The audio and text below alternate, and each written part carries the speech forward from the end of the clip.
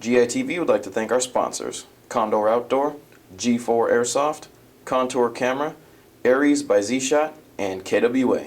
What's up, GITV? My name is Tim. Today we're going to do a little bit of an absurd test to test out the durability of the new Airsoft GI i4s. Now, what we're going to be doing, as you can see, I've rigged this trigger so that it's always pulled back. I'm going to be plugging it into a lipoly battery. I'm going to be sticking it in this bag, and I'm going to walk all the way around the building. This is going to include our business as well as a couple of other businesses that we are adjacent to. Now, you might be wondering why the stock is off. The ICS guns, like the sport lines like this one that the i4 is built off of, have a proprietary battery for their crane stock.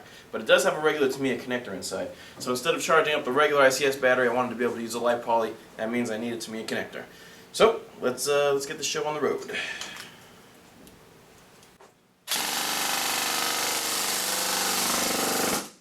Well, that's irritating.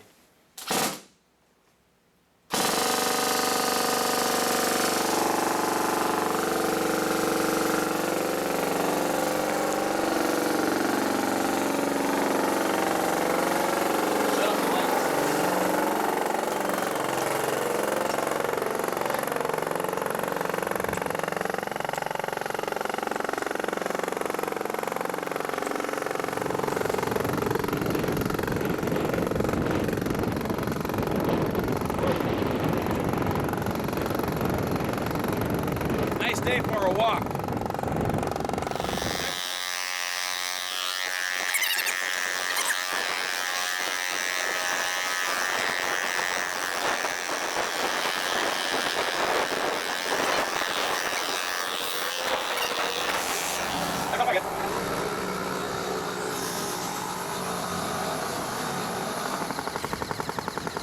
Pretty significant slowing.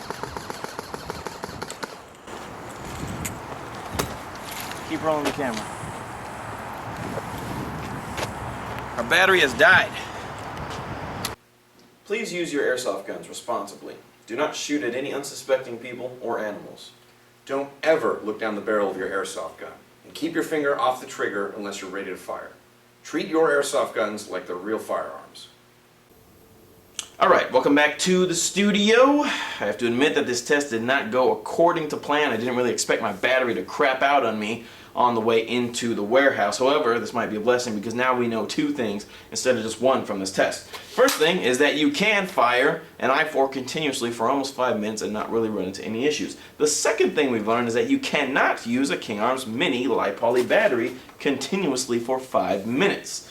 I should take this time to warn you of the dangers of misusing a lipoly. This is done in a closed environment. Please do not try any of this at home. Now, one of the benefits of going with an i4 over a G4 is the fact that it's built off the ICS platform and that it has the split gearbox design. So we can actually see right now what kind of damage we did to the internals with this type of interior torture test. Boom! Remove the rear pin and the upper receiver splits from the lower receiver. Now, ICS have a long history of using very heavy steel gears in their guns, and I can see that they use the same type of gears here in their sport lines, which is what we use for the i4s, and I'm not seeing any unusual wear on the sector gear of this gear set, and the piston does show a little bit of wear on the last tooth, but nothing major, nothing abnormal. I would not hesitate to take this gun out to a game and use it right now. I am going to show you guys a close-up of these gears and this piston before I let you go, but that is going to conclude this torture test of the Airsoft GI i4s.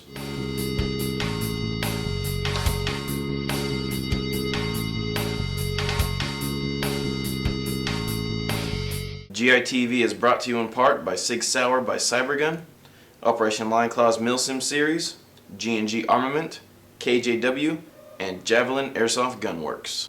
If you're waiting for something to come back in stock on AirsoftGI.com, raise your hand.